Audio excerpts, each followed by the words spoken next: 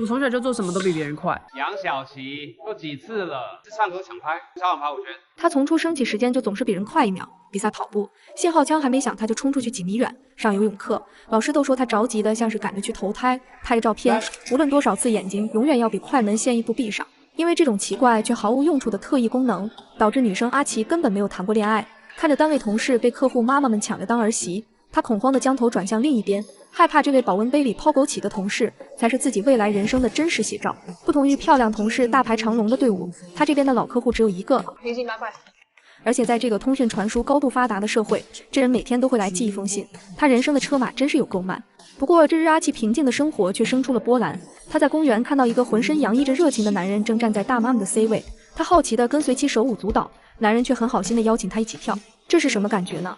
阿奇觉得自己比别人快1秒的人生，在此刻似乎慢了下来。散场后，男人阿森热情跟阿奇搭话，得知了女孩的工作地点。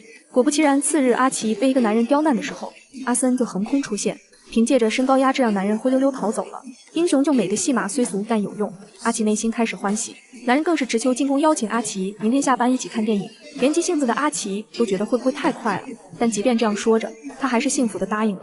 在此之后，男人开始了热烈攻势，不光会来为他送爱心便当，还会搞怪逗他开心。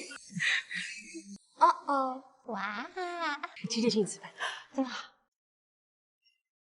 接下来的发展就很自然，他们一起笑着看电影，一起约好情人节出门约会。散场后，男人跟阿奇讲述身世，他是个孤儿，在孤儿院长大，所以条件好一点时就会帮助孩子们。可惜最近有个小女孩心脏病手术需要大笔资金，他很为这事情犯愁。情人节市政府举办一个活动，第1名的话有20万奖金，还有2万公里的机票。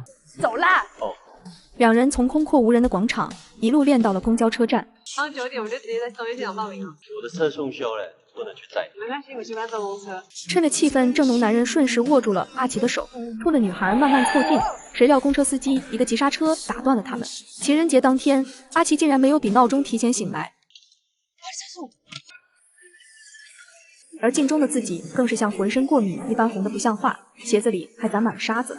可眼下顾不得那么多，他匆忙坐车来到会场，却发现情人节活动早就闭幕。不是9点报名吗？那个是昨天办的啦，今天是情人节，昨天才是情人节啦。他慌乱给阿森拨去电话，对方却像凭空消失了一般不见踪影。更奇怪的是，时常来寄信的男人一只眼睛受了伤，脸也跟他一样红的异常。谢谢。啊，再见。谁偷走了他的情人节？他惊恐地四处寻找答案，最后干脆来报案。有点疑。这么拖干嘛？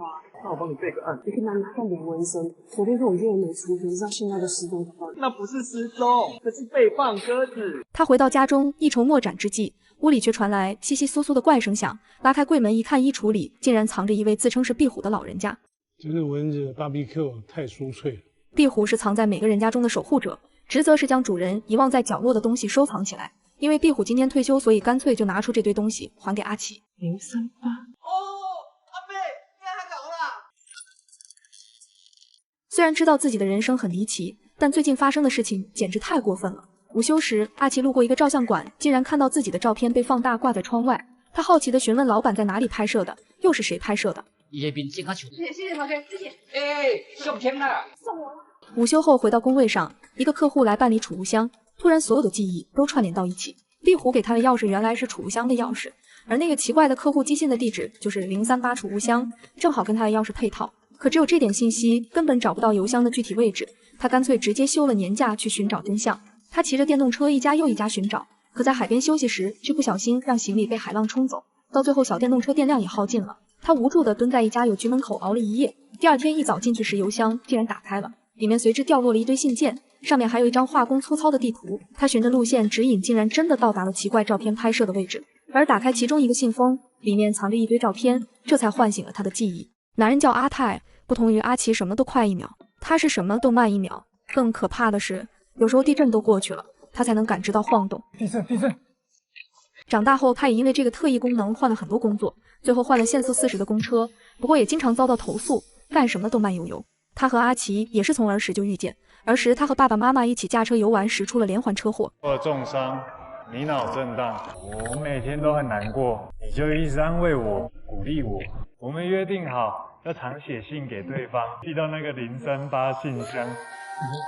038。可惜这之后女孩忘记了这件事，直到高中时，她乘公交再次遇到了女孩，眼见着女孩冲她飞奔而来，她本想伸出手拦住，可奈何时间慢一点。看看，今天有体育课。从那之后，他就总是故意跟女孩偶遇，可那人的目光一次都没有落进他这里。一直到上个月，他突然出现。干嘛急刹车？为了能见到女孩，他便每日都去邮局寄信，晚上正好送女孩下班，默默守护着她。遇到女孩之后，日子变得充满乐趣。可某日这份热情却被打断，他看到阿奇被人找麻烦，他刚想冲过去，可却被一个男人抢了先。看着阿奇看脸的眼神，他的神色暗了下去。他清楚女孩有了喜欢的人，出门后却听到男人在跟其他女孩打电话暧昧，是个彻头彻尾的渣男。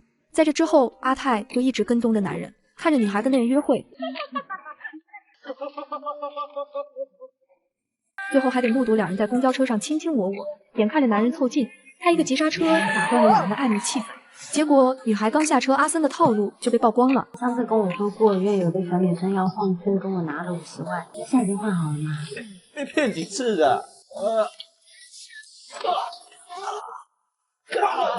见状，阿泰也气不过找那人算账，可因为总是慢一步，他动起手来也总有迟缓。真的去找他的话，我就跟你没完。第二天，阿泰从伤痛中醒来，却发现周围的世界全部静止了，蚊子、路人、车辆都按下了暂停键。他兴奋又好奇地来到街上，却在路上看到了正在坐公交的阿奇。他将司机搬到一边，坐上驾驶位。杨小琪，我带你去一个地方，我的秘密基地。他将公交车开到了儿时常来的海边，跟女孩度过了一个安定的情人节。两人一起拍了很多照片，因为女孩毫无记忆，所以她没有做什么越界的事情。但是对她而言，这种相处也是足够幸福。以海浪做奏曲，以夕阳为明灯，阿泰慢慢将车子开回了原来的地点。这一天对于他而言，就像是一场无法触及的梦。梦醒了，他也该清醒了。未来他还会只是那个每日送信的怪咖。他将女孩送到家里，不久后一切恢复如初。原来是因为他的人生总比别人慢，所以积少成多，就会比周围人多一天。这也是为何所有人都停下，只有他还清醒的原因。当天他又来邮箱送信，看女孩对自己全然没有印象，他明知道就该是这样，但还是失落的离去了。谢谢。再见。女孩看着信件和照片，才将所有一切都弄懂。原来多年前的那个小男孩一直在等待着自己的回信，这一等就是几十年。阿奇不知道阿泰出了车祸，还特意调到了038邮箱所在的邮局，期盼着那人的来信。可惜期待成了空盼，这一刻他才体会，多年来阿泰是抱着什么样的心情，只能痴痴望着他的背影。突然有一天，奇迹发生了，阿奇再次等到了翘首以盼的那个人。简单对视，泣不成声。爱你句句不经意，星星8块。山中飘